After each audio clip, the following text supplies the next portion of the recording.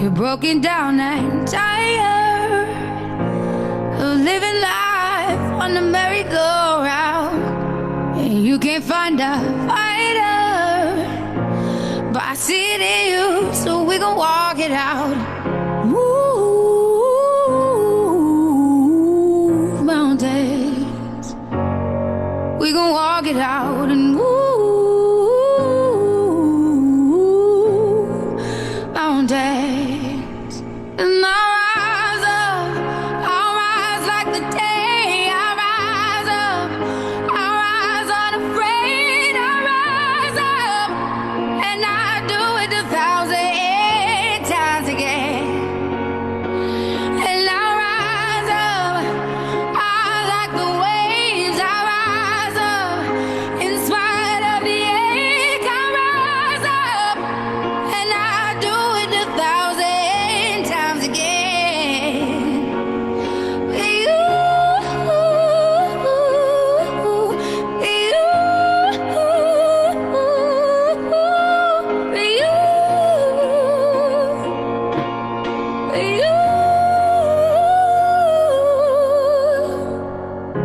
When the silence isn't quiet and it feels like it's getting hard to breathe, and I know you feel like dying, but I promise we'll take the world to its feet. Move mountains, bring it to its feet. Move mountains, and I'll rise up. I'll rise like the day. I'll rise up. I'll rise unafraid. I'll rise up, and I'll do it 1,000 times again.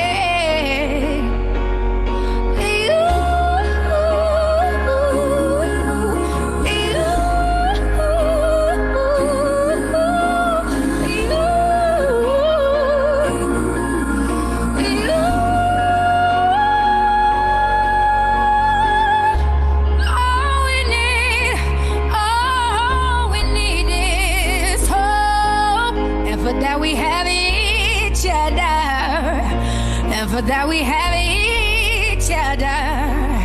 And we will rise, we'll rise, we'll rise.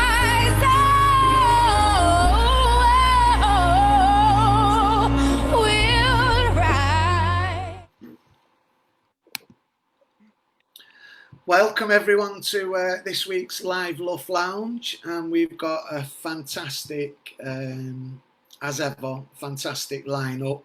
But you might notice I'm on my own. Feels a little bit weird this week because this is about the 23rd or the 24th week since lockdown, and I've not got my wing pilot with me sat next to me, and my daggers isn't here, and I feel a bit like half cut. But I imagine she'll be watching, she'll be tuning in. Emma's going through some changes, and she won't mind me saying that. And I think, you know, we're all going through some changes, but not to the extent Emma is. So she's got migraines and she's not so good. So give us some love, guys, and send some positive energy or prayers. You know, I know she'll be watching and cheering us on from the sidelines. So my name's Pete Yarwood. This is the LUF Lounge, and since lockdown we wanted to produce a space where we could develop some content aimed at creating awakened individuals. Current topics that affect us are up for debate and discussion. This week's value is about respect, and each week Red Rose Recovery and the Lancashire User Forum choose one of our values as a theme to theme the show. And this week, when we talk about respect, we mean unconditionally, you know, opening up this space to everybody, not just a few, but everyone, irrespective of where they're at or who they are. valuing them and not judging them, creating a space where people can have a voice.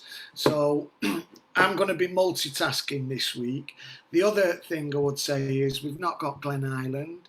Glen Island is at home looking after the people that are nearest and dearest to him. So Glen, again, we love you. We appreciate your support. And for 22, 23 weeks, Glen has been giving up a couple of hours on it. It's not just a couple of hours on a Saturday night, because it's behind the scenes where we organise and mobilise this space. So Glenn's been committed consistently for a long period of time.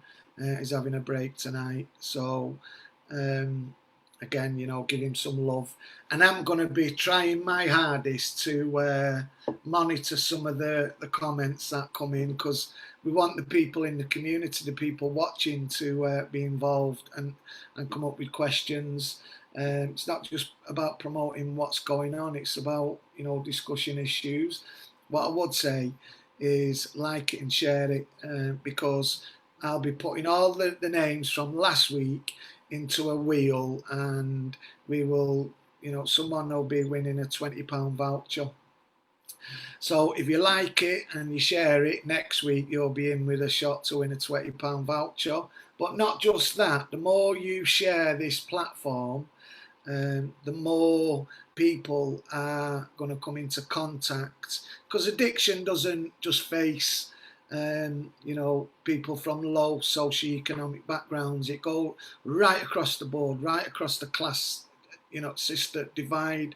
There's no barriers to where addiction will stop, but also the solution is really important, and that solution, I believe, comes from when we all start standing shoulder to shoulder.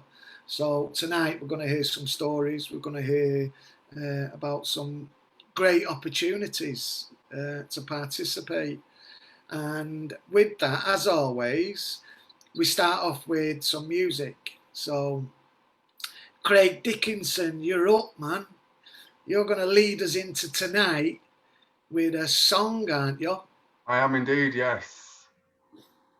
I won the Red Rose Recovery's Got Talent final, which was hosted last week, and I'm going to do the song without the nerves this time, because I was very nervous at that point in time. I have always struggled with my nerves, but I just want to thank everybody behind the scenes involved with Red Rose Recovery, and for you guys. And this is Chasing Cars, the song that I sang in the final.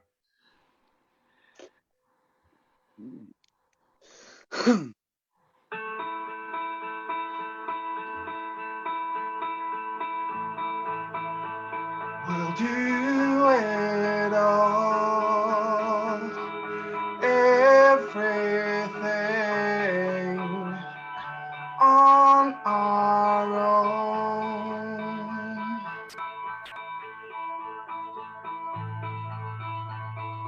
We don't need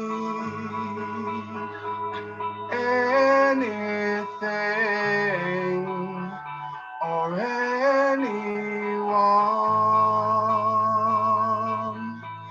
If I lay here,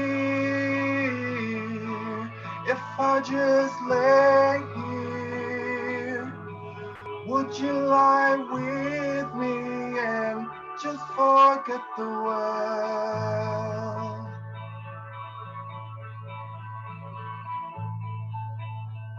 I don't quite know how to say how I feel.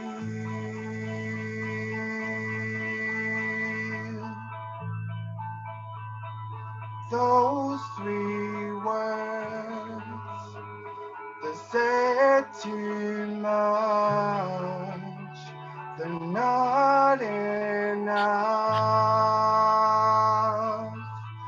If I lay here,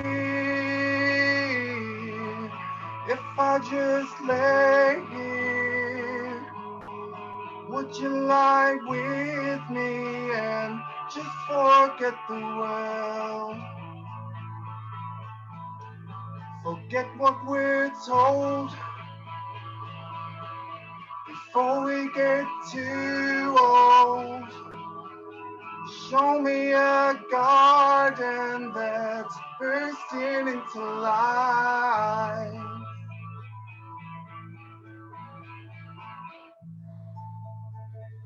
Let's waste time chasing cars around our heads.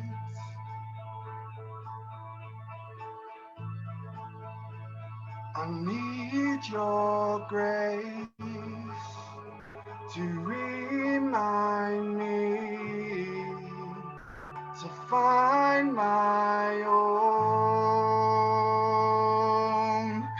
If I lay here, if I just lay here, would you lie with me and just forget the world? Forget what we're told before we get too old. Show me a garden that's bursting into life.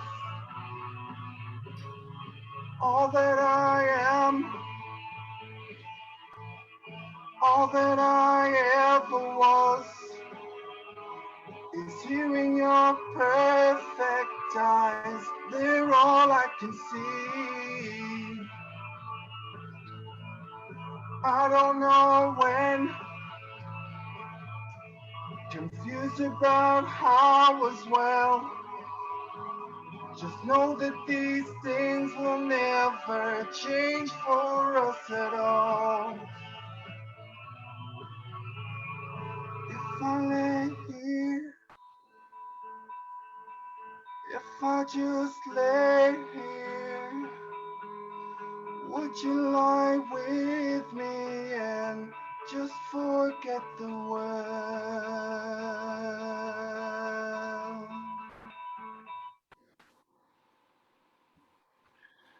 Thank you very much. Thank you very much for the opportunity also. Wow. Don't go anywhere. I'm not, I'm staying. Wow. I'm like lost for words. You was put a lot of feeling into that, didn't you? I do try to. That song's very emotionally charged for me. It's myself and my partner's song. And what I forgot to say in the live feed was my partner, who's been in my life for 7 years, loved me before I was even capable of loving myself. And as you know, he built me up, and he's not here at this moment in time because if I was to try and sing it with him in the room, I'd become emotional and it would sound like a mess. But yeah, it's a good song. So he's in another room then, is he having a cry? No, he's been sent to his grandma's. He's out of the way. Because that's what you try to do, aren't you? Make everyone cry. Well, in a good way. Yes, of course. I was actually going to do The Drugs Don't Work, but I thought, no, I better not. Well, we want you to do another one. Will you do another one for us as we get on with the show a little bit? Will you hang around or pop back in? Of course. Sing us another song. Of course. Do you want Drugs Don't Work? You can do whatever you want, mate. But we'll have a chat about the Red Rose Recovery's Got Talent final that you won, and we'll talk a little bit about that. No problem at all. Of course. No, thanks, Craig. And I will say that while you were singing, our viewing figures doubled. So up to now, there's about 50 people. They've obviously got taste. They've obviously connected with you. And that's a powerful thing, mate. So that's all we want to do, don't we? You know, just bring a bit of light into people's world. So quite right. Thank you, Craig. More than welcome. Shortly, mate. Yeah. Okay. Mick Fleming, you normally ground us all with a prayer, don't you? And I know it's not everybody's cup of tea, but it's mine, because I do believe that we are all connected in some way. There's something that connects us, and it's not physical, it's not tangible, it's more than what you can scientifically quantify or put in a box. And some of us have got different ideas of what they're about, but I think there's one thing we all agree that, you know, recovery is about a spiritual awakening as well. So, having said that, Mick, can you just ground us with a word for the week, mate? Yeah. Thanks, Pete. Thanks for having me on. So, I was thinking, I was reading my Bible, and just a little bit just stood out to me, and it said, God is love. And I kind of thought, you know, like when you were talking about respect. So respect without love, it's not authentic. It's not really respect. And all the positive attributes that we look for as human beings, as addicts in recovery, trying to break out, without love, they're not real. They're not authentic. And I thought, wow. So I'm just going to read a little piece of scripture. So by scripture, I just mean a little bit from the Bible, and I'll just talk for a couple of minutes. And it kind of, it does speak to me. So this is from 1 Corinthians. It's famous, and a lot of people have it at the weddings and stuff like that. So I'm not reading it all. I'm just reading a little part of it. So 1 Corinthians 13, and it's verses 4 to 8. And a geezer called Paul, he wrote this. So here we go. Love is patient and kind. Love does not envy or boast. It's not arrogant or rude. It does not insist on its own way. It is not irritable or resentful. It does not rejoice in wrongdoing, but rejoices in the truth. Love bears all things, believes all things, hopes all things, endures all things. Love never ends. As for prophecies, they will pass. As for tongues, they will cease. As for knowledge, it will pass away. So, love binds everything together.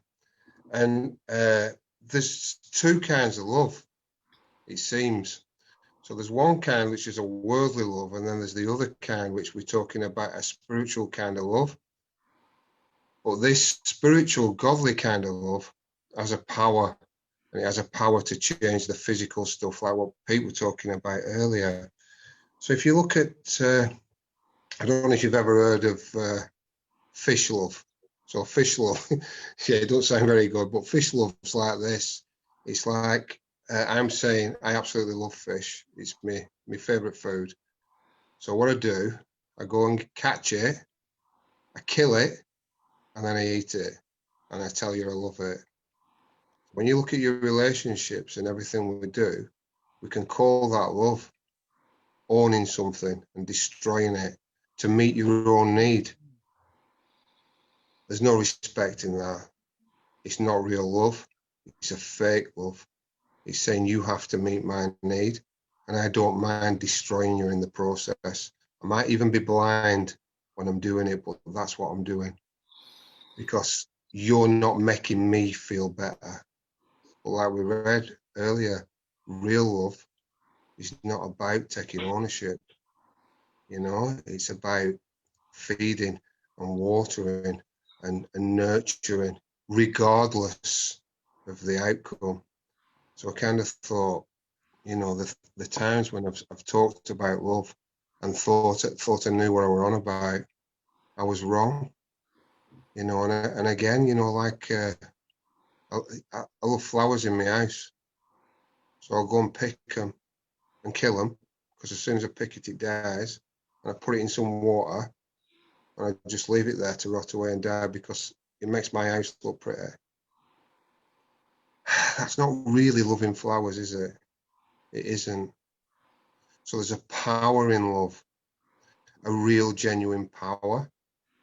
And it's really simple. It's really, really, really, really simple. You can't own it. It's not yours.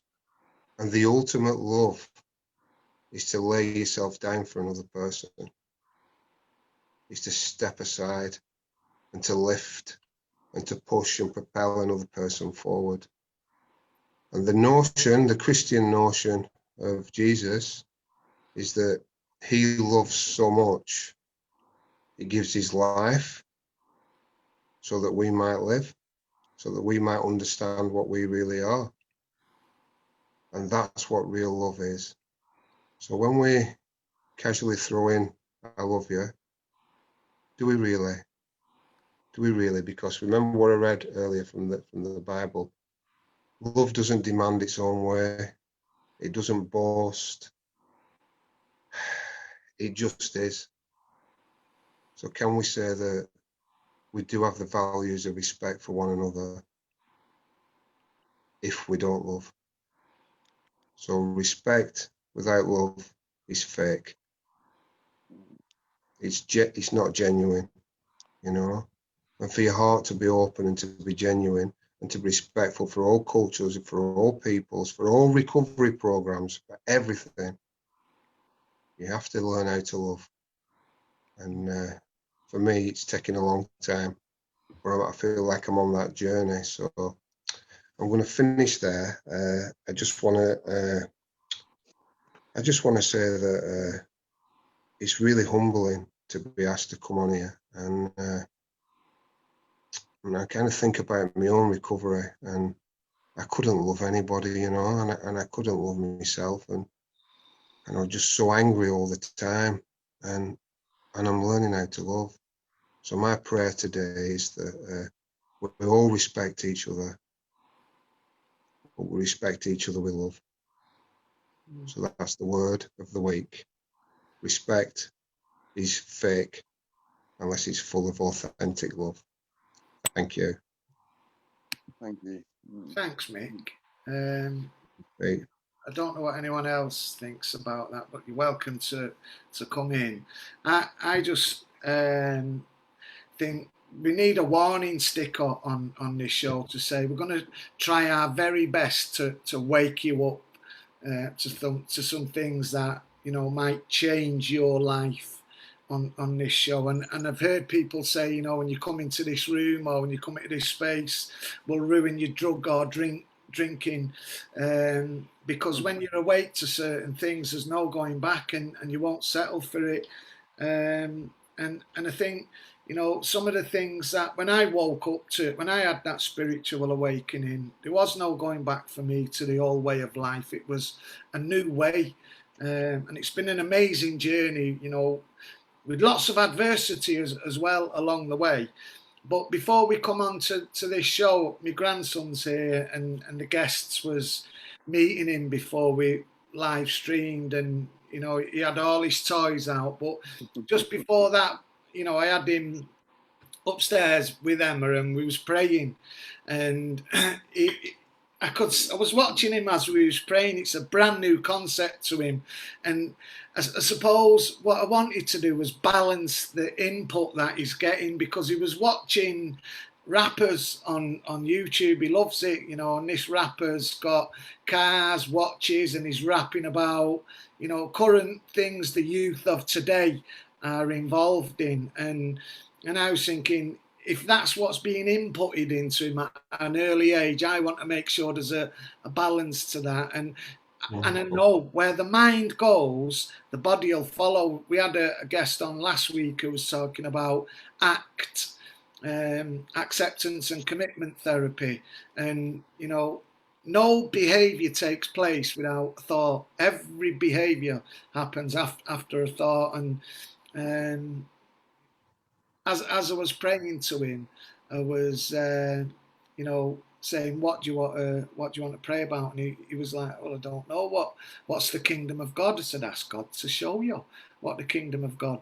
But he was thinking about it is my point. And I think when you put someone on a path from an early age, they stand a good chance. And these are good. We built our nation on Christianity, didn't we? These are good, like, principles.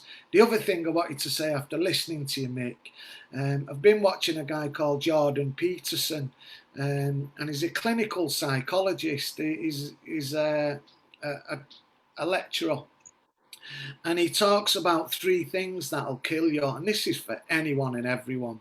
And what he says is arrogance, deceitfulness, and resentful. They're three main offenders what'll take you out of the game. Doesn't matter who you are or where you're at. I don't know what my fellow guests think, but you know, you're welcome to share some of your thoughts. If not, we'll tee Terry up, because I know Terry's been really excited. But before we get to you, Terry, we always start, our stories are really powerful.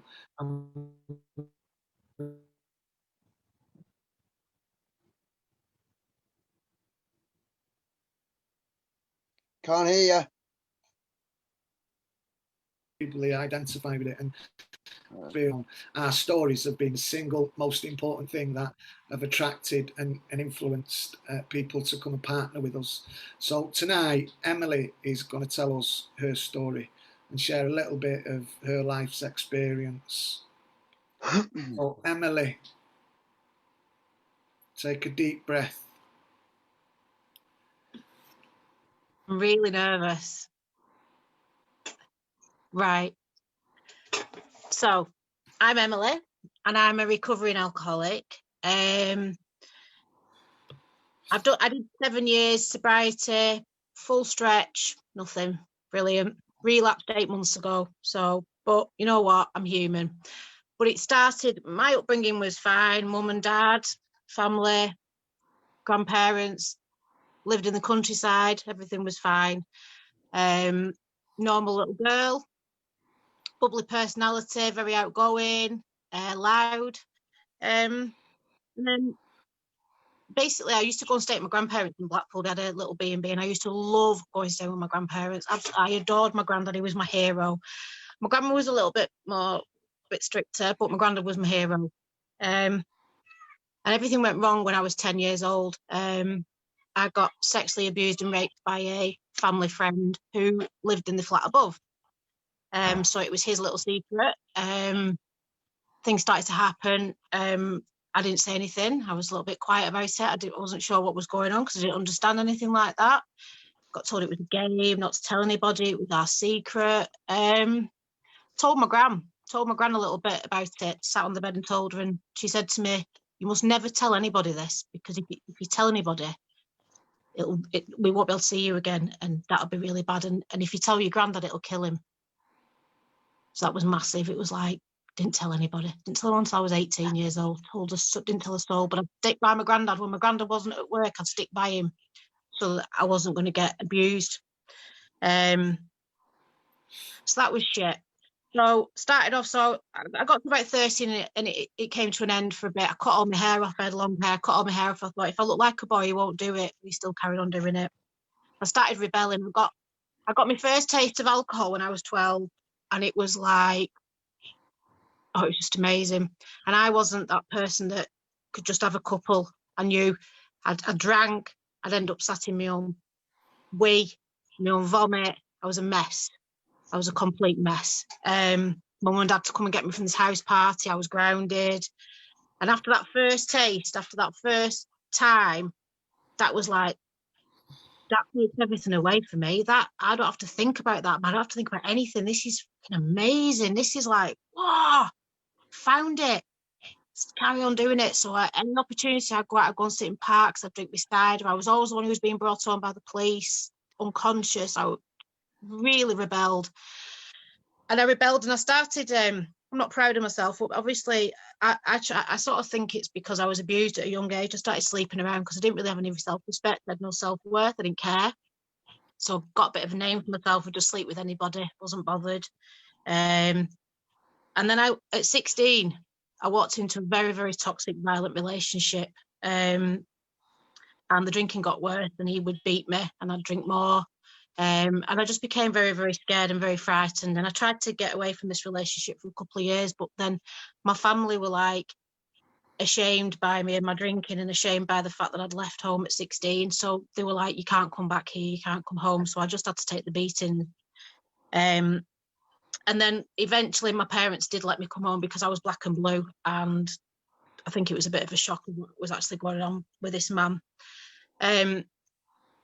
Went back home and then got married after about 6 months. So I literally just jumping straight into relationships. He'll love me, and I didn't ever feel what love properly was because I was always too drunk, or I didn't know what I was looking for.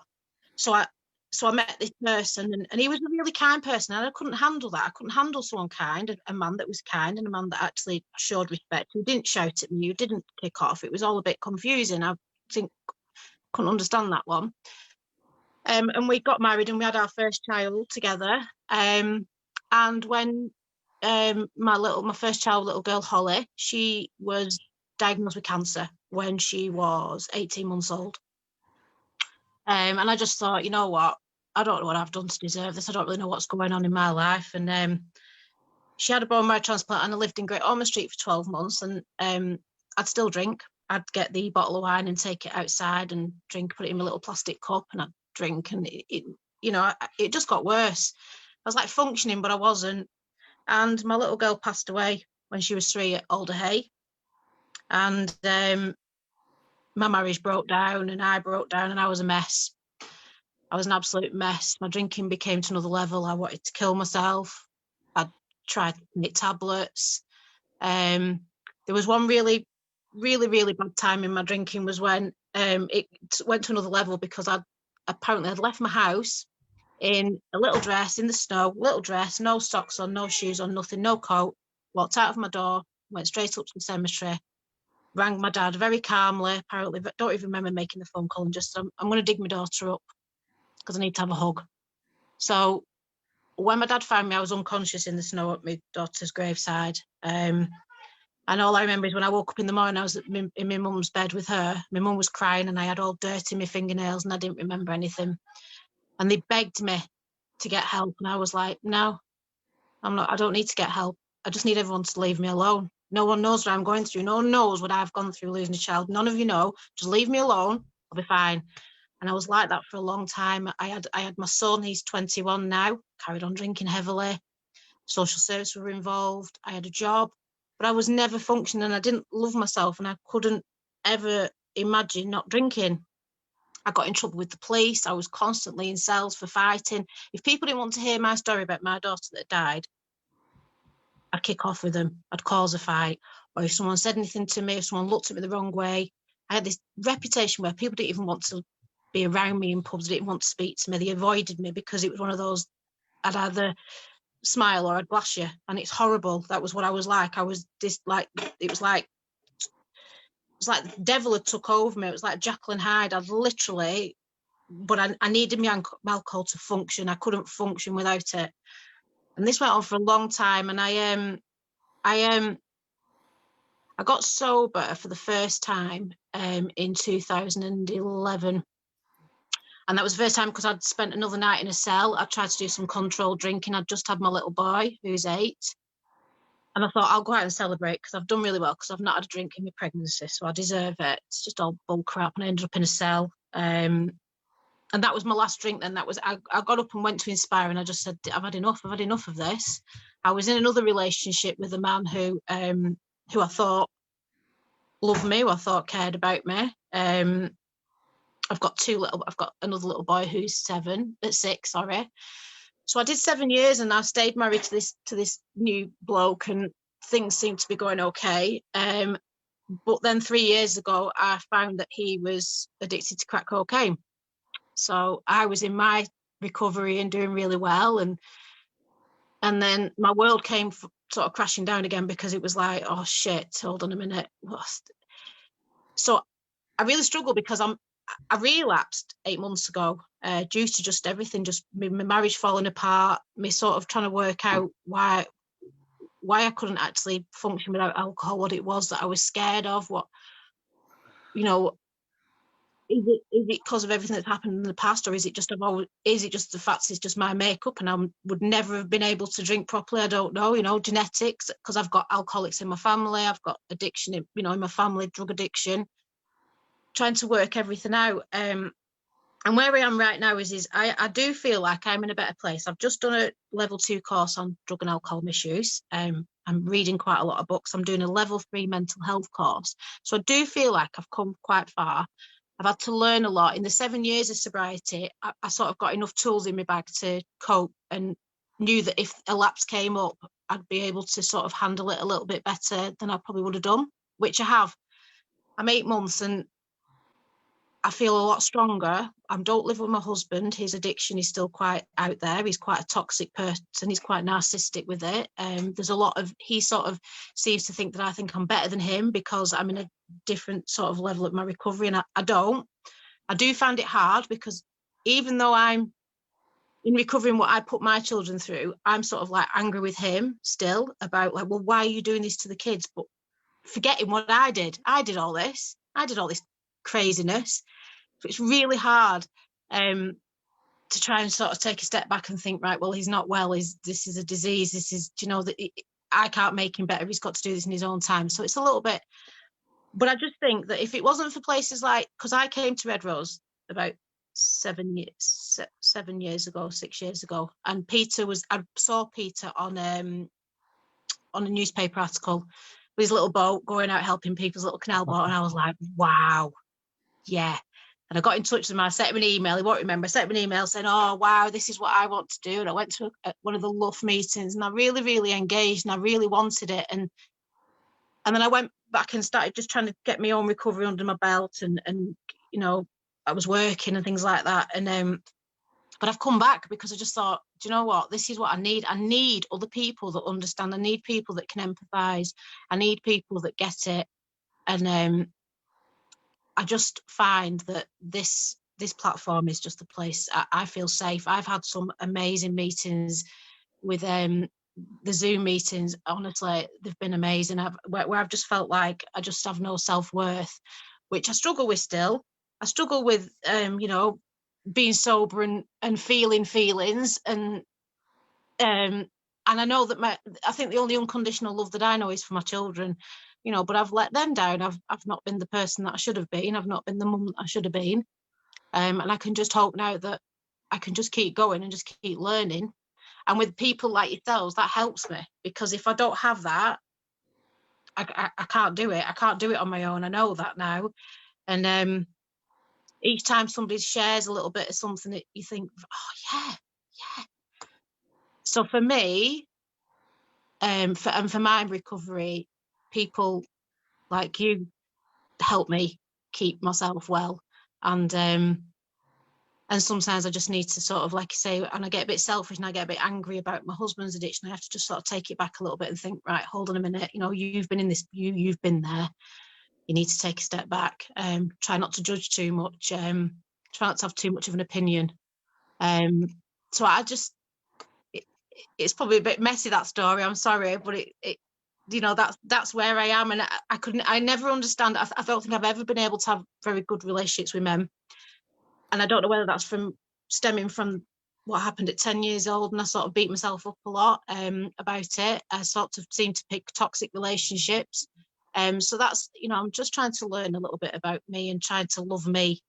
And this Emily that I don't know who she is, you know what I mean, from being a little girl. My mum says, oh, and she shows me videos, you're this happy, lovely, sensitive little girl, where's it all gone? And I'm like, I don't know, but I'll find it. And I do feel I'm getting there bit by bit. But yeah, that's me really. Okay. Thank you so much for sharing that story. We have some training. COVID's transformed the way we practice, and we have some training called Speaker Boot Camp, and I think you'd be amazing on that training. But before you get to it, this badge qualifies you to get on that. So we're going to give you a Fearless Speaker badge, and that's level 1. So what you need to do is touch base with Lorna or any of our guys, and you know, once they know where to post this badge to, or you know, if they're in touch with it, they'll get it. Yeah, but I think you'd be amazing you know, on that speaker bootcamp training, because you've got a really powerful story, and thank you for sharing it. I'm just looking through some of the comments. People, you know, some of the girls have gone, "Oh my God, I shaved my hair for the same reason, you know, I identify with it." And you've got a lot of love. You know, the guys are all in the comments section. They're all rallying behind you because you're inspirational, Emily. And Thank you. that story is really powerful when you articulate it that way. So get on the speaker bootcamp training as soon as we can, like, work out how to deliver it safely, and we find a place where we can do that. It might be that you are.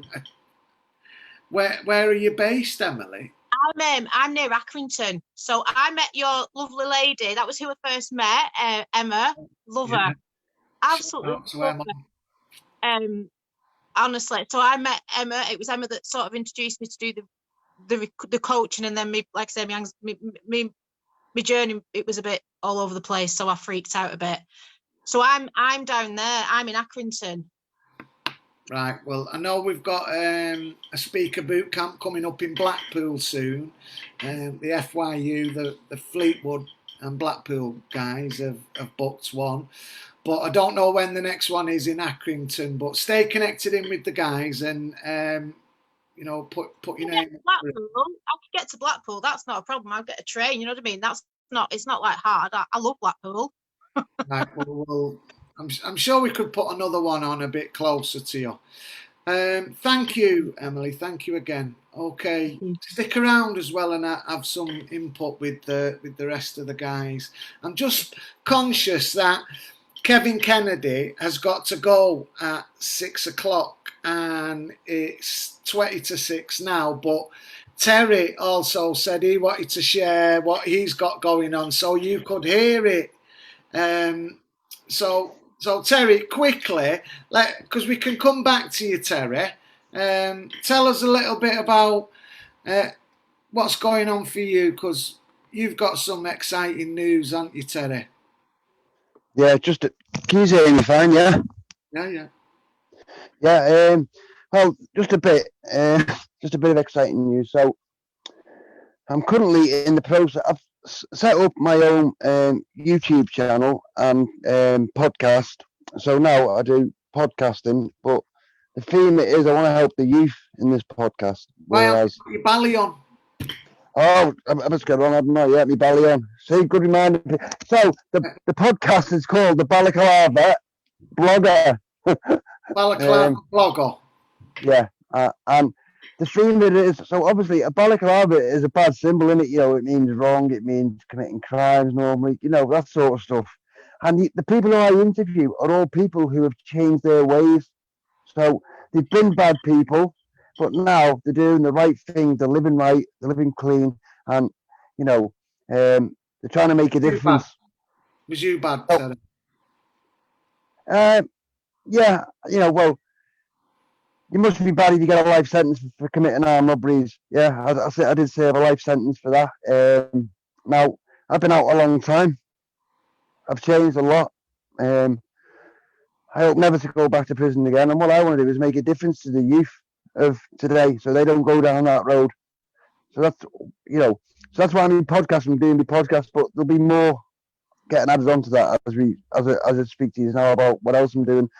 So to raise funds to get all this project up and running, what I'm trying to achieve is I'm doing a sponsored bike ride, and that is from John O'Groats to Land's End.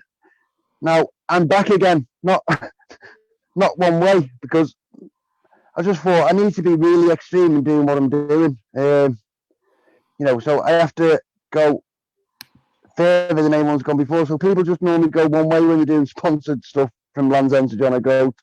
And I thought I want to be a bit more extreme and go that little bit extra, and we'll go back again all in the same time. So I'm going to get to Land's End, and then I'm going to go back to John O'Groats.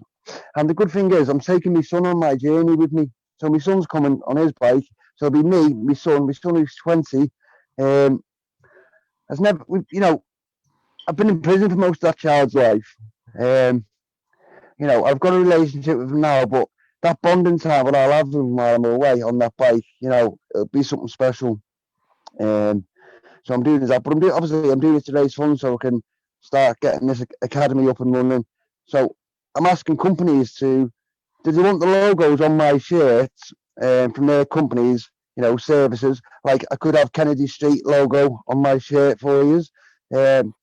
Obviously, because I need sponsorship, I need people to buy into my idea.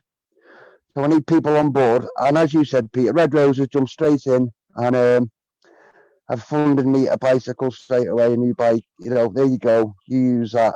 For my podcasting thing, I've already got a grant to get the laptop, the webcam, the microphones. You know, so things are progressing pretty quick. You submitted that Stepping Stones grant then? Yeah, so that's getting on Monday. But the thing is, so my aim is to get people to buy into my idea, which is, you know, I want to help people who are in recovery. I want to help people with mental health problems because I've been there myself. I've suffered with mental health. I've had nervous breakdowns. I've been sectioned. I've been in the criminal justice system. You know, and I know about drinking drugs. I can do it like the best of us. You know, because there's 50 people watching now live, and by the time we finish this show, there'll be about 2,000 or 3,000 people who have seen this. So we had a meeting yesterday afternoon, didn't we? Yeah. And we started to chunk down your objectives into achievable goals. So you've set yourself quite a high target, haven't you?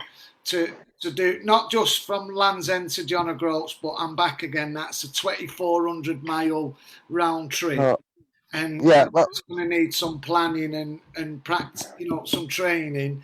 So between now and then, we've said, go on.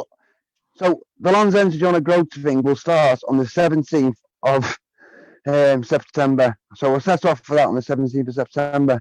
Now, yesterday I rode to Preston and back, which is about 50 odd miles there and back. So I did that yesterday. How did that feel? I was, you know what, to be honest, I was okay, but I won't lie, I am aching a bit. But you know what? It needs to be done. It needs to be right, you know, to get this You'll need job done. to do that at least 50 miles a day for for probably a month. Yeah. So I'm hoping to achieve 8 hours a day on my bike from Land's End to John O'Groats. Now that's a lot. So 8 hours. What we agreed yesterday was it'd be a good idea. Maybe next week. Have you got a date to do the coast to coast? Yeah. So on the 5th of September, I'm going from coast to coast. So that's one side of the country, Morecambe, and going to the other side of the country, sideways. And that's called Coast to Coast, the Red Road Coast to Coast. So that's effectively like training to evidence you can do it. And they'll have spots along the way to support you. But I think the Land's End to John O'Groats, it'd be great if, especially when you get down south, you know, if you could stop off at Kennedy Street. So half of my battle is, Pete, is trying to get, see, I don't know what dates I'm going to be where, you know, depending on the schedule, but I want to meet people from services all the way down and do podcasts with them as I'm coming down the country. So that, you know, it's a big ask, but I want to try and get people who can, you know, like to be able to do a podcast with Kevin Kennedy or Claire, you know, en route as I'm doing this cycle will be amazing. You know, I need news coverage, I need TV, radio coverage, stuff like that, because I need people to get behind it and buy into this idea that, you know, we can make a difference as a community, like standing shoulder to shoulder, as you said. Okay. You know, I can't do this on my own. Claire's going to be sticking around, but we've got 10 minutes with Kevin before he goes. So can we? We'll come back to you and Claire, and we'll get a song off Craig, and Emily can chip in. But how's it going, Kevin? It's going very well. Firstly, I'd like to say both to Terry and Emily, thank you very much for what you're doing. And Emily's story especially was very, very powerful. And, you know, as regarding relapse, so I was told once that, you know, you can start your sobriety at any time of the day. in the middle of the night. It doesn't matter, and I think it's testament to Emily's strength that she's got back, touch wood, to sobriety, and I wish her all the best, and Terry, of course.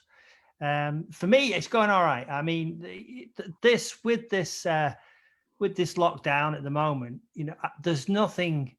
This lockdown and could have been written. This pandemic could have been written for the phrase "a day at a time," because everything. It just, you can't handle all this news and all this restriction, whether it be restrictions coming on, restrictions coming off. You can't handle it more than, because it all changes in a week. So that's what's been keeping me going, really, thinking about, it's only today, tomorrow things might get better, things might get worse, but all I have to deal with is today. And I think we're very lucky to a certain extent, people in recovery, because we've been given the tools to deal with that a day at a time from day one, really. That's probably one of the first things that we learn is, it's only for today. Whereas a lot of people out there who are struggling during the pandemic, they haven't got that background. They haven't got those tools yet. And that's why it's important, I think, that during this time that we kind of get the message out there, and the message, I think, is not just about addiction. I think it's just about mental health, full stop, because all the stuff that we use and that we is a given is coming in very handy during the pandemic. And as for the respect thing as well, I thought about that, and I'll be kind here, but I think this situation we're in, some people react in a strong way. Some people think it's down to them to make comment on other people. Yeah. Especially around about masks and things. And people think it's all right for you to say, you haven't got a mask on, you're not social distancing, you're not doing that. And they may be right. And if someone does say that to you, I think that this is the time when you've got to think, well, what's going on in their lives? Yeah. Why are they reacting the way they are? They may have a point, but the thing is, it's not what they say, it's how we react as people in recovery. And I think that's probably worth remembering. It's interesting. It's interesting that. So how's Kennedy Street? We're doing okay. We're doing all right. We're kind of still in the throes of this fundraiser we've been doing, which has been good. We've got a lot of press. We did Lorraine. We did lots of. I think we did Granada Reports yesterday. Yeah. I don't know if that went out yet. I've not seen that. It'll be out next week. Yesterday. I've got another one in 4 minutes. I can't remember what that's for. So it's all sort of coming together at the right time. It's all coming to a fruition at the end of the month when we're going to do the actual 5K with people that are around. We're going to go for the 5K walk along the seafront, which will be lovely. And I think we've got Norman. Is it Norman Wood, Claire? No, Norman Cook. That boy Slim. Boy Slim supporting us. So brilliant. So do you want to take over from there, Claire? It's because he's forgetting names now, so he's giving it over to me. Bless him. And I've got to say, I mean, yes, thank you, Emily. Your story was so powerful. I was nearly going, and I think that's the beautiful thing about our stories is, your willingness to share your honesty and your openness and allowing other people to see your vulnerabilities. That is what, for me, is the greatest gift. We are so blessed. Kev's just touched on it. I mean, we are the blessed ones in this whole pandemic. We've got an abundance of tools and insight that those civilians out there haven't got. So when it's all at the fan at the beginning, we've turned up and we've gone, we're just cracking on, So we're already quids in because we've got a solution. And I've got to say thanks to Kev as well, because during this pandemic, everything's changed for us to a certain degree. And Kev, bless him, who is normally an actor, if those that don't know, he's normally an actor doing West End singing and dancing for his dinner.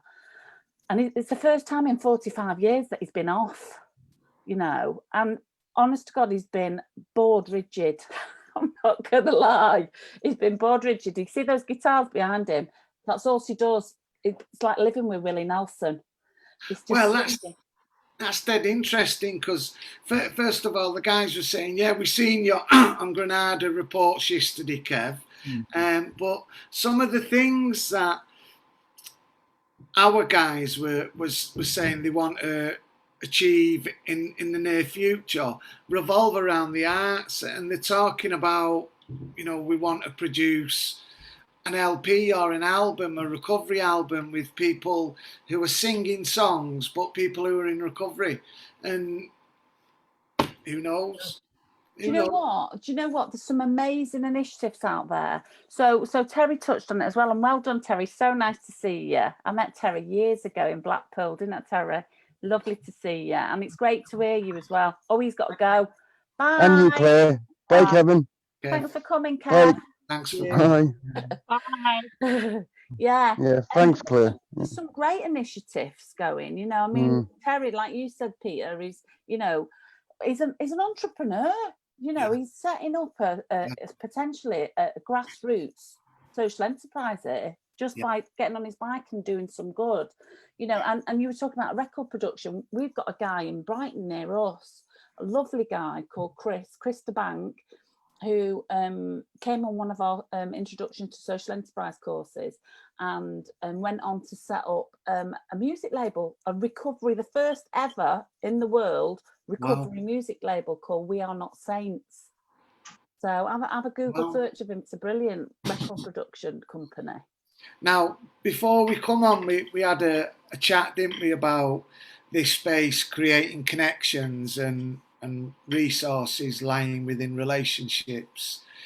It might be that, our guys produce the content and then come to your connection to say, right, can we put it out on your label? How awesome. Honestly, he's an amazing guy, beautiful guy, lovely heart. He'd be happy to have a chat with anybody, and like you said, Pete, that's what it's all about. It's all about us helping one another. That's what we're here for. Yeah. Our guys in the comment section are saying, Pete, can we go and volunteer at Kennedy Street for a week? And it's like, yeah, you can, but I don't know how we'd facilitate it. Someone would have to put them up. But I suppose you are right. It is about how we can help each other. And I know Bev will be watching. Bev is like the driving force now behind the Lancashire User Forum. So she's also responsible for doing the Red Rose Recovery's Got Talent that Craig won. So I don't know. I think Bev will be in touch with you pretty soon to see if we can collaborate on something.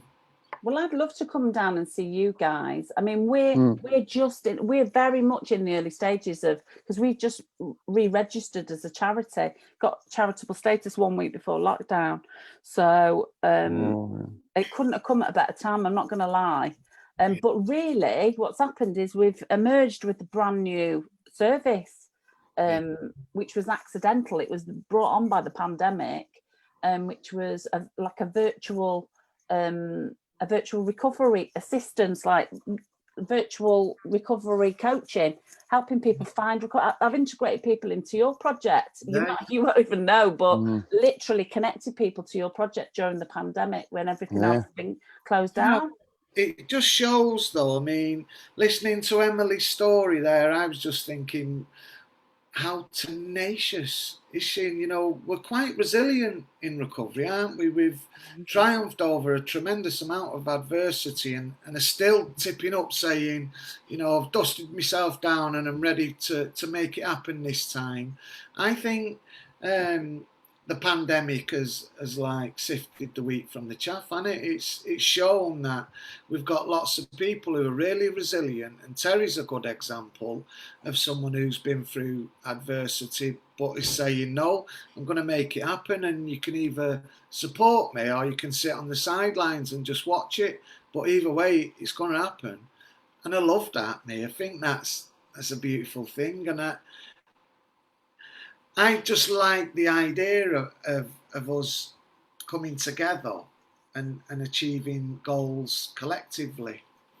Yeah, can I just say, without, there's not a chance, you know, I'd have tried to do this by myself to the best of my ability, but without other people coming in and standing shoulder to shoulder, I wouldn't be able to do it.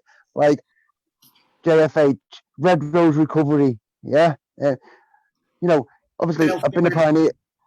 I've been at JFH since day one, you know, and obviously now they have recovery housing only, you know. I've still got a wonderful relationship with them people. But for me, Red Rose have got the resources, yeah.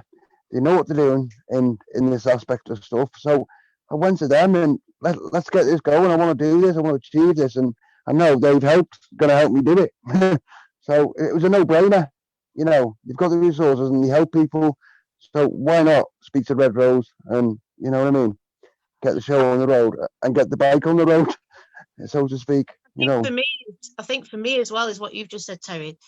Like when I first discovered Red Rose, I found Peter's article, and for me what hit home was because I'd had lots of counselling, I'd had lots of counselling for alcohol, for bereavement, and what I used to say to them was like, I'd sit and I'd think, hold on a minute, have you actually had a drink problem? Have you actually lost a kid? Half of them hadn't. These guys have lived it, they've been there, they've done it, they know the absolute trauma of addiction, they know where it takes you, they know how hard it is for everybody, they know what it does. And I think when I read about Peter's story, it was like, oh my God, he's actually been there, and now look at what he's doing, what an inspiration. So he's not just sat feeling sorry for himself and been a victim, he's actually thought, right, you know what, I'm going to do something, I'm going to help other people, I'm going to put this into something. And that's what inspired me to want to go and, you know, get help from them, is because these people have been through it and lived it. And I find that when someone can truly empathize, I feel that they can actually really feel what we are going through as addicts. Because other people can say, oh yeah, oh no, you don't, not unless you've actually lived it and been it. You haven't got a clue. You know, like, oh, can you not just have one drink? No, unless you want me to beat the shit out of you and end up in hospital, then up to you. But I can't just have one. I can't do it. So I think for me, it's having real people that get it. Do you know, it's a really important point about not just sitting there feeling sorry for yourself, because with me, I needed to have a reason to get up out of bed, a purpose in my life. Only the system, as it was back then, was saying things like you're too vulnerable or you're too high risk, you're broken. You know, just be grateful that we're going to spend some time fixing you. And I was saying, no, I've got something to give. And it's really frustrating when you've made mistakes in your past and somebody else has the power over whether or not you can pass go. And it's not meritocracy. It's not based on whether or not you can, you know, actually deliver something. It's based on whether you're vulnerable or too risky. And it's stupid, because what we know is people get well when they've got some purpose and meaning and they're wrapped around a little bit of belonging. And, you know, I think Terry's a really good example of that, where he's saying, okay, I've got a vision to help other people, and by doing it, I'm going to occupy my own self. I'm going to have something to get me up out of bed and focus on. And, you know, it's like tonight, when you came on, Emily, you brought your Oppo on, didn't you? You brought Nefertiti on. And I think that's important, that we bring people with us and don't be frightened to like leave the ladder down and let somebody else climb up and have an experience. That was probably a bit of a mistake, because I thought I didn't know that she'd come into this bit because it's all new to me. But that lady, I have Instagram, and I have a lot of recovery groups on Instagram, and I've followed that young lady, and she's just amazing, and she's like a little doll, and she's been through it all, and she puts lots of inspirational quotes on. She puts lots of videos on that she's really, really working this program, you know, and so I just sent her a message saying, oh, wow, I've just been asked to like speak. I've never been asked to do this before. I felt like really special. It was like, woo.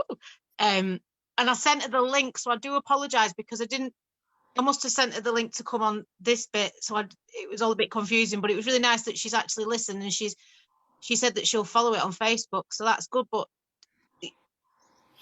we're all in it together, aren't we, at the end of the day? And we're all Yeah, and what we've said is we want this to be as close to the actual live lounge, the live LUF as we possibly can, albeit it's a little bit more intimate. But we're getting quite a big following now who comment and regularly tune in, and we're always looking to evolve it. So, you know, going down, there's something what you just said there. I've never been asked to speak, and I felt really important. Well, you are important, and you should be given an opportunity to have a voice. And there's lots more people out there who feel similar. And I think there's something about challenging yourself as well, Emily, because you've stuck your head above the parapet. And it's like the inner child that I never had. It's like the inner child comes out of me. It's like, it's weird. I get like, it's a nice feeling. I've not had that nice feeling for such a long time. I don't know what it's like. And you just to feel a bit important, even though you've been a complete lunatic and you've done like so many horrible things and crazy things to people, and then someone to like say, oh, we want you to speak. It's like, wow. So it's like the inner child, and I like it. And that was one thing I noticed being in sobriety, like noticing things, feeling things, and feeling a bit like you've been born again, a bit like, whoa, what, naughty, you know, it's a bit weird, but like, I get excited about going on the beach now and listening to seagulls. I get like really excited, and that before I'd have been too drunk to even hear seagulls or even notice and now I'm like, oh, wow, you know, like notice nature and things. It's like, even though it's always been here, I've never really noticed it. So it's just growing again. Oh, look, he's here. He's wanting something nosy. What are you after? I'm getting Emma's charger, but I don't know where it is. Okay. Oh, hello. What does she wants? Is it for that one? For that one. Yeah. So, Claire, what things have you been doing in Kennedy Street? You know, you were saying it was a great opportunity. So since I can't remember last time I spoke to you where we were up to, Peter. Was it before the lockdown or just during the lockdown? It was during the lockdown. It just started. Okay. It was very early on in the lockdown, wasn't it? Yeah. So what's happened, because we've transitioned, we are transitioning, you know, how it's not easy to just transition. I thought it was going to be a piece of cake. It's not that easy. So we're transitioning from being a not-for-profit CIC into a foundation, charitable foundation. And during lockdown. Was that an easy thing to do? It was, we had to register as a charity. We're already a registered not-for-profit, CIC Limited by Guarantee. So that's like I didn't know until I got into all this that there's like 14 different types of legal structures. Nobody tells you that before you start getting involved in this business.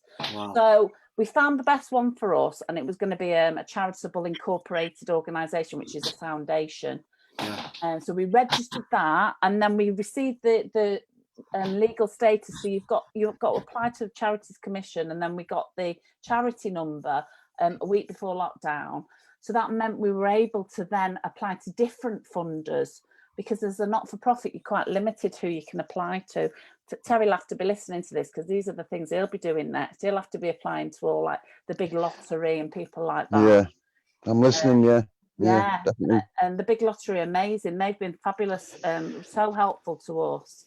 And if it weren't for them, the big lottery, we wouldn't have been able to literally go online overnight and support.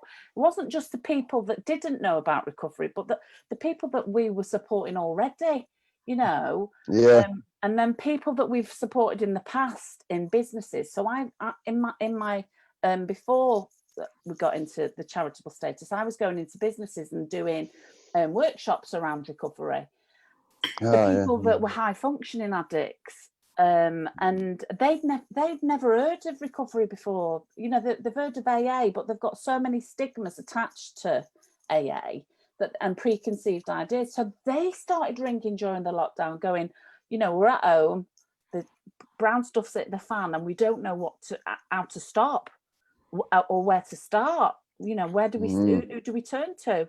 Hold on, high functioning addicts, because we see lots of people who, I mean, we have local emergency accommodations around here. Purple rooms are normally on every week, and there's lots of people who are at the bottom end of the socioeconomic scale.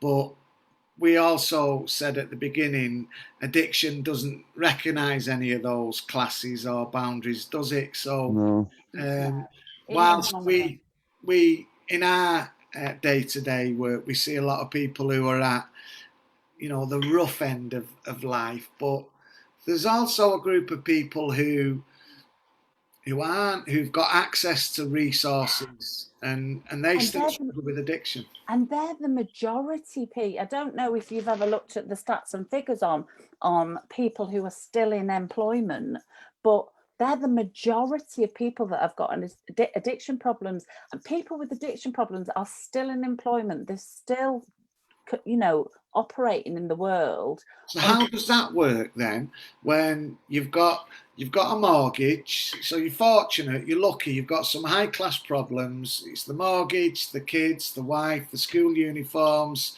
the car payments, all the bills, and then you think, well, I can't have any time off work because I'm just making ends meet. Yeah. So imagine, I mean, like you said, it's got its difficulties in itself, hasn't it? And where do they turn? I mean, a lot of the clients that I've spoke to in the past. So I trained years ago. I celebrated my 22nd sober birthday at the beginning of August as well. And so I trained 20 years ago as an addictions therapist and worked with people that were still in employment. Pauline Butler has said, I work in a private detox unit and I see a lot of this. Yeah. And that's okay if you've got the funds to access a private detox, but we know then when you come out of detox, you can't just hit the rut, or can you? Just hit all that fast life? And no, you can't. So I mean, a lot of people come to me and I'm like the first step sort of. It's during lockdown, the phone's not stopped. We've been operating as a virtual connector, basically connecting to people wherever they need to be connected. So critical. So if they've not got funding and they're living in Manchester, we'll connect them to whoever runs the Manchester Drug and Alcohol Service. You know, we find out as we're talking to people what their drug and alcohol providers are. We find out what services are operating in their area, what other projects are operating in their area. So, for instance, we in Brighton, we've got loads of recovery projects. We've got creative projects. We've got a recovery orchestra. We've got a recovery choir. Wow. Some people do have to go into private detox, you know. If people have got funding, I would always recommend pay for it. Go into private treatment. It worked for Kev. We had to pay £20,000. This was years ago. This is 22 years ago. He tried going into a public funded 5-day detox. Yeah. It was like throwing somebody who couldn't swim into the ocean without a lifebuoy. He had more chance of pooing in the Queen's handbag than getting sober with a 5-day detox. He needed long-term treatment. So we paid £20,000. We had to borrow £20,000 at the time. Didn't have it. We had to borrow £20,000. I know it sounds like a lot, but you know what, Pete? We wouldn't hesitate to spend 300 quid, 400 quid on a weekend on a few grams of coke and 100 quid on a load of booze. And it all adds up, doesn't it? Best 20 grand we ever spent. Yeah. And what it did for us was Granada, where he worked at the time, they were so understanding. They were so understanding because he was willing. And he was the one that actually put his hand up and went, I need help. I need help. will you loan me the money? They actually loaned us the money to go into treatment. Yeah. And what happened when he went into treatment, they loaned us the money. They said, you've got to pay it back when you come out. I said, I'll pay whatever it takes. Yeah, yeah. And yeah. he came out, and because they'd invested in him, when he didn't even invest in himself, they got an amazing employee back. I mean, Yeah. Kevin has been invaluable to that company. Yeah. He's not worked for them for 15 years, but you can guarantee if ever they need somebody to speak to do a talk on, you know, recovery, they ring him up and they say, oh, you know, could you have a chat with such a body? You get an amazing staff member back. So it's worth the investment, I think, personally. So it makes sense then, doesn't it, for these businesses to understand? So does. Yeah, it's a whole piece of work. And in my experience of working with high functioning addicts, they need as much support and education about this stuff as people from, you know, low socio. I can't even say the words. I know. So do you think there's companies out there who are oblivious that within their workforce, statistically speaking, they're going to have a percentage of employees who are probably too frightened to say, I need some help, or don't even know what the policy would be? A lot of companies don't have policies. There's only certain companies that do. Still to this day, to ask for help for a drink and drug problem is a sackable offence. So for instance, I was doing a talk about recovery to the police, and this is locally. I got $5 grand off them for funding, and I was talking to who shall remain nameless, one of the big cheeses in the police, and I said, do you know what? We're so grateful for this money. We can make it go so far in the community. I said, if you want us to come in and do a talk to your staff and tell them about the importance of visible recovery in the community and what it looks like, and introduce you to people that look, you know, just like you and me. I can bring them in and they can do a talk to your staff, because your staff, like with Emily. Yeah, well, like us all. If you look at us all, we're all gorgeous, aren't we? We all look normal, you know. But and do you know what this police officer said? And he was very high up, and he went, "Oh no, it's okay." He said, "We don't have any illegal drugs problems in the police force." And I started laughing. I went, thinking he was joking. Yeah. And I looked at him, and he was like that. Dead straight. And I said, "Oh, are you serious?" And he said, "No." He said, "No. He said, "We have a few people who've had alcohol problems over the years." He said, "We give them 4 sessions of counselling." He said, "But if anybody's got an illegal drug problem," he said, "it's a sackable offence." So I thought, well, no wonder nobody comes to you for help. So that's what we're dealing with. Can I just say, I worked at it's quite ironic because I worked at a secondary school for 15 years, so I was a functioning alcoholic, as I say, but I wasn't. I worked with teenage boys that have behavioural problems, and I remember the headmaster. He was ex-Marine, and he was very, very well spoken, and he really liked me. And he found out that I had an alcohol problem because he found me in the newspaper for assaulting somebody. So he called me into his office and, "Emily, we have a problem here. It's a bit like Jekyll and Hyde, isn't it?" He said, "When you're here, you are absolutely fine. The kids love you, the parents love you. And then when you get out of those doors, it's like, blah." And you know what? It was amazing. I was like, well, yeah, it is pretty much like that. But he had an uncle that was an alcoholic, and he was telling me about it. And he got me help and support. He brought an alcohol worker in, and every month he'd have a meeting about me. Now, they couldn't...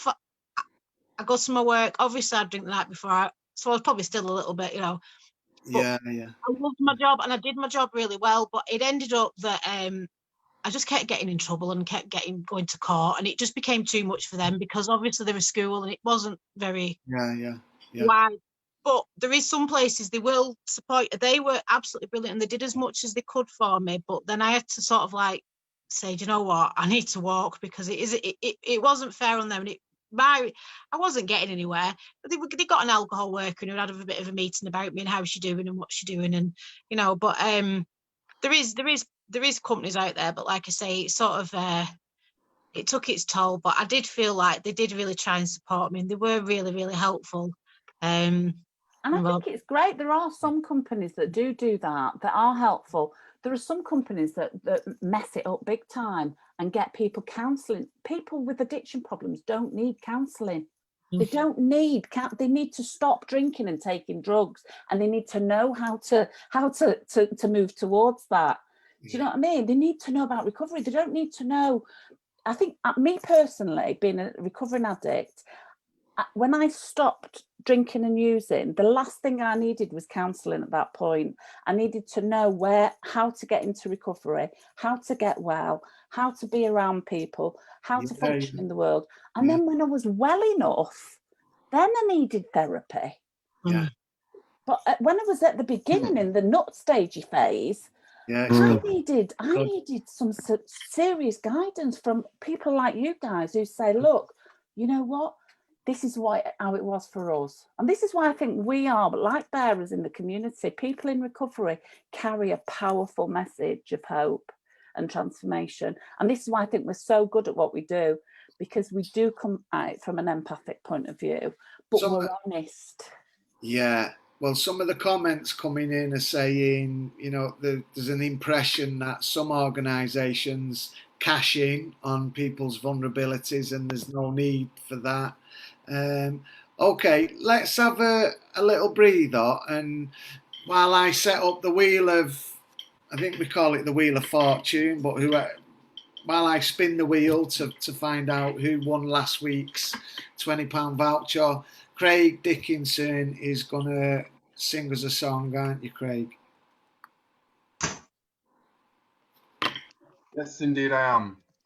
Over to you, brother.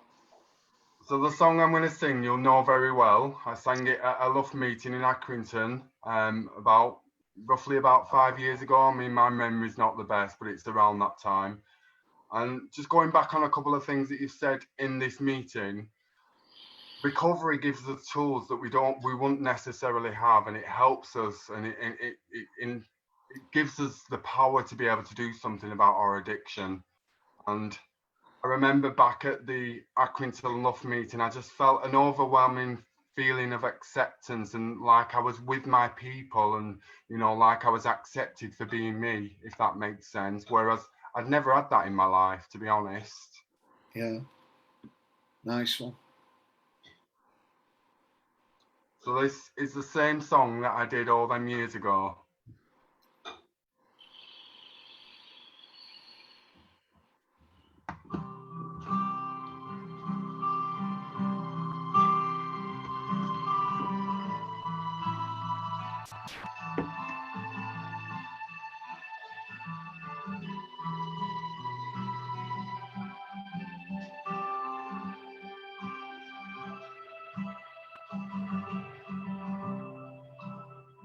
All this talk of getting on, it's getting me down, my love, like a cat in a bag, waiting to drown.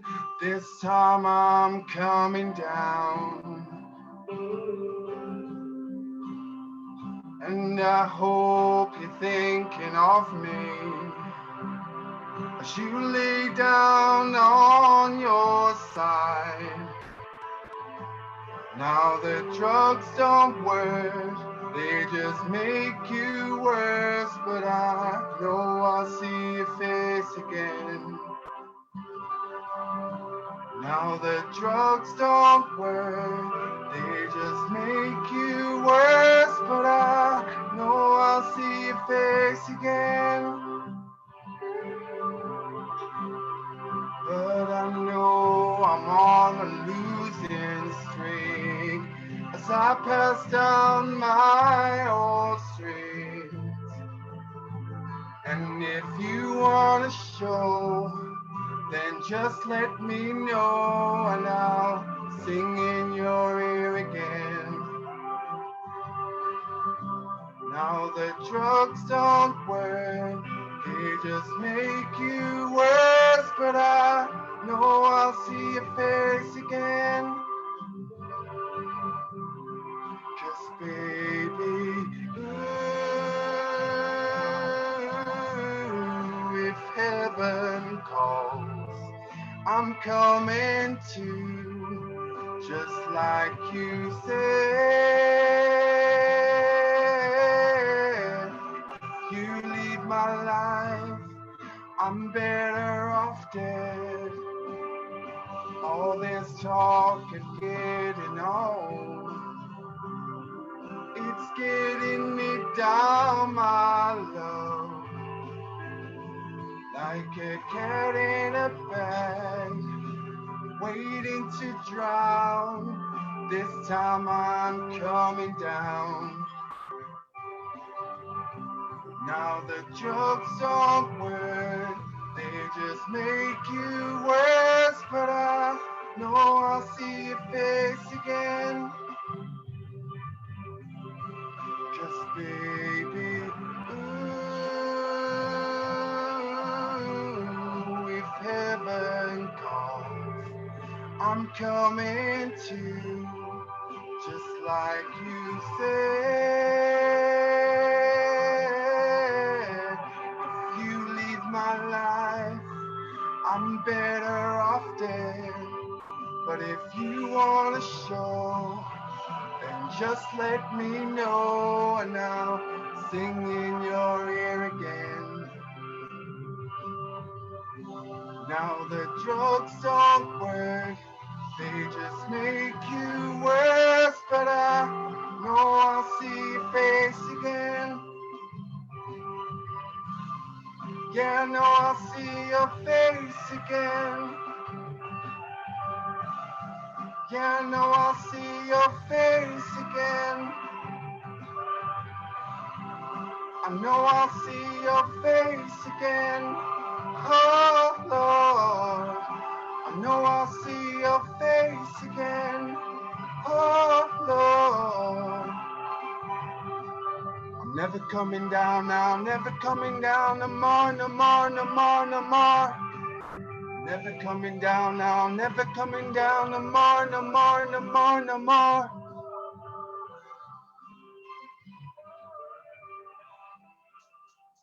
Thank you. Amazing. Thank you, mate. Yeah, well done. You love singing, don't you? Yes, I do. And the reason I love singing, just to give you a bit of background, is because before I even went into any kind of therapy or recovery, it was the only way in which I could let off the hurt, if that makes sense. It was through my music. Yeah.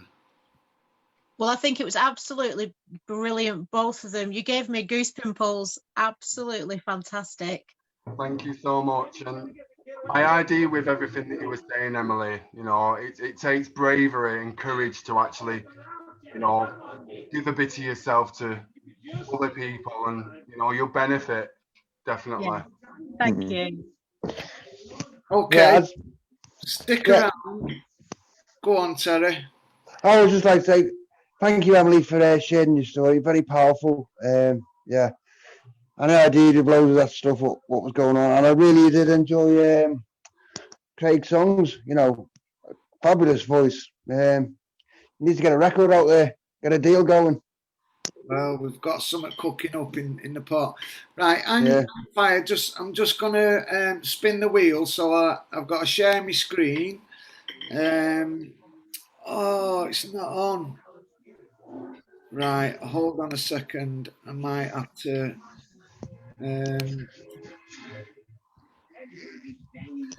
Just do a quick. Darcy. Ah. Bye. Say bye-bye. Oh. Right, we've got our random name picker. Jeez. So I will share my screen and do the Too busy watching telly. name picker, share, and all the names have been added into this screen. So now all I need to do is spin it.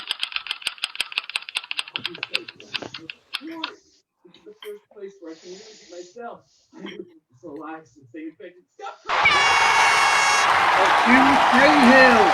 Julie K, I'm sure Julie's won this before, but you've won it again, Julie Cahill.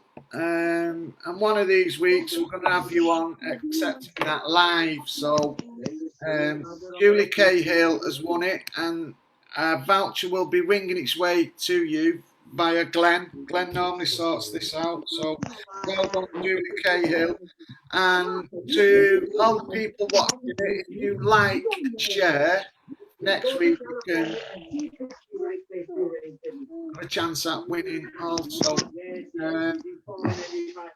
Kind of got to the end of the show tonight. Is there anything we've not touched on that we need to like round off in? Any questions? I'd just like to say, I'd just like to send your Emma all my love and prayers, and tell her that we love her, we missed her, but she's in our heart, and I'll keep her in my prayers as well. I know what it's like to be struggling, you know, so she really is in my heart. I'll keep her there all week, so I hope she feels better. I also second that. Chair's empty tonight. I'd just like, if she's watching this, she might remember me, but I want to give a big hug and send all my love as well to her. Oh, nice one. You're getting a lot of love, babe. Yeah. And Terry, good luck in your on your cycle. I didn't say it, and I really enjoyed listening. I really hope it goes well, and I'll support you. I'll be supporting you. Thank you, Emily. Yeah, it's like say thanks everyone for letting me speak on your platform, Pete. Thanks for being there to help me promote what I'm doing. And as I said, Claire, there's a genuine offer for your Kennedy Street to be on my shirt. Inbox me, let's get the deal done. Let's have a chat sometime, Terry. We can have a chat anytime and see if we can how we can help in any way. That's brilliant. Yeah. Pete's got my number. Pete, if you send it on to... Yeah, I'll connect you in. I think, you know, Terry, you've got a platform called the Balaclava Blogger, and these days we can just get straight out into people's living rooms, and I'm sure you will get a lot of support when we start to promote the coast to coast bike ride that you're doing, because that's... Well, really, we need to be on that as soon as, obviously, that's the 5th of September, we're doing that one. So, really, we're going to need to promote that ASAP, because obviously the other ones are the 17th. That's only I get back from the coast to coast, have a rest for a week, and then I'm off to sunny John O'Groats. Well, while you're doing the coast to coast, you can promote the Land's End to John O'Groats. Yeah, that's a big one, isn't it? That's the big one. But basically, the coast to coast is so we can test out the equipment, the support team, you know, for the big one, and to see how we fare with it in training, you know, to make sure all avenues are covered. So that's why we're doing coast to coast. Can I just say, Pete? I mean, if, you might have already done this, Terry, or Pete might be helping you, but reach out to the people in recovery, and keep asking them for help in your area particularly, and get yourself a little team of fellow champions, recovery champions around you, who can help you with your social media. Get a little social media working group together. Get a little, you know, little fundraising. This is what we do every week. You know, we don't just answer phones to people, signposting them. We support one another. We've got a fundraising team. We've got a social media team. We've got a working group that helps me with the newsletter. And they're all volunteers in recovery that have got huge hearts. Yeah. Well, we have started that, and I have got a great team so far. But as Pete will say, we're going to build on it a bit more. You know, I've got Pete, I've got Emma on side, I've got Kevin Henderson on side, I've got Stuart Nevin on side, I've got the back end of Red Rose, JFH are behind me, supporting me from what they can do, as in trying to get me in channels of radio stations and stuff like that, because I need to be in the press to, you know, promote this stuff, because the vision is if no one donates, I won't succeed anything in trying to get this vision board complete, you know. Do you know what, though, Terry? What I would say in my heart, right, This is everything that I do. For me, it doesn't matter. God will always provide. Oh yeah, yeah. God will always provide. Oh yeah. And Yeah. you have to remember that at the heart of everything that you're doing, like we are, if we're Yeah. reaching one suffering alcoholic addict, Yeah. don't matter if don't make a penny. If Oh we yeah. save one life, Yeah, yeah. well, God will But- provide. But it's not about me making the money. It's not for me. Do you get what I mean? Yeah, No. I know what you're saying. And obviously the funds will be transparent in everything I do. There'll be 2 signatures to sign the money out of the bank at any time. So, you know, it really is transparent. Anyone wants to break down of the money, where it goes when it's there, they can. And that's what we've got to be. And I know, just have faith God will provide. And he has done love to me. Everything I've ever needed in life has turned up, you know. And I'll see if she'll say hello, but she's very busy watching telly, aren't you, Darcy? Say hello. Hello, Darcy. Darcy, clap hands. Gorgeous. Clap hands, Darcy. Yeah, Oh, it's falling. wow. I think she's drunk. She's clapping hands. Say bye-bye. You waving? Bye-bye. She's not Darcy. watching the telly. Bye-bye. Oh, bless Oh. her. Right, guys, Bye-bye. we're going to leave it there. But before I go, just a shout out to Emma, Bev. Yeah, Emma, yeah. You know, there's a whole team who are on the comments section, reaching out, grabbing people, connecting them in. And I just want to recognise you guys tonight. Without you guys, we couldn't do this to the level we'd be doing it at. So thank you, Emily. Thank you, Claire. Thanks, Terry, and all the other guys. Craig, Kevin, Nefertiti. Thanks for coming on, and we'll see you next week. Oh, before I go, what I was saying was we're going to evolve this platform. So there's in Lancashire we have 3 localities. We break it down into 12 districts, and then 4 districts per north, central, and east. 3, 6. Isn't that adds up? 4, 8, 12, yeah. And then, of course, Blackpool and Blackburn with Darwin are unitaries. But what we were thinking, there's 4 weeks in the month. And if we have a team running this platform in the north 1 week, a team running this platform in central 1 week, and a team running it in east 1 week, then the next week of the month, me and Emma, I don't know if I've explained that right, but ultimately, instead of me and Emma doing it 4 weeks of the month, we will do it 1 week of the month, and we'll spread the rest of the weeks out for other people. So Emily, I think you're a brilliant speaker, and if you're part of the East team, I would be banging on the door of the East team to say, right, I'll volunteer my time, I'll commit to this platform.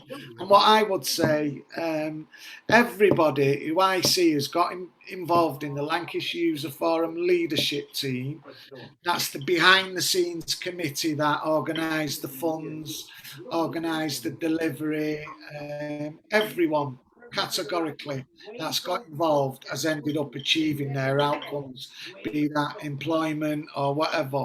They've achieved it. So I would say, Emily, there's a great opportunity coming very, very soon to get involved with the East. So Apple Pellison, Bev, those guys, and I know the central team are hot off the trot. They're pulling together VTs and all kinds. But what I would say is COVID isn't going away anytime soon, and a digital platform is going to be needed. I'd love to do that. I've filled in my volunteer form because I started my level 3 with mental health. Filled in my volunteer form online. So anything, I'm really grateful. Thank you. I've just signed off the purchasing of 4 4G cameras, live streaming cameras, decent microphones. So the equipment is winging its way to us. The opportunity is there. All we need, as ever, is the people to step up and say, right, I'll commit to it, because there's a need and we know there's a need because for the last 24 weeks we've connected with an astronomical amount of people. Just look at some of the weeks, how many views we've had. I kid you not, it's above 5,000 per week. So there's a need there. There's an opportunity, as ever. We just need the people to step up, hit up your Rose Recovery. You know, Red Rose Recovery is an infrastructure organisation, and that means we're here to facilitate opportunities for other people to engage. You know, I would say me and Emma have done it now for 24 weeks, and now it's time for other people to step up and have some fun with it. You know, who knows where it'll go? You could be, you can interview whoever you want. You can get whoever you want on here and have some fun. But all we would say is you stick to our values, that it's open to everyone. We're not going to discriminate against anyone. So, Emily, hit up Bev and Alison and say, what was he on about last week? I'm up for that. So, definitely. Thank you. Guys, take care. I love you all, and we'll see you next week. Bye-bye. Bye. Claire, I'll be in touch. Bye. Take care. Bye-bye.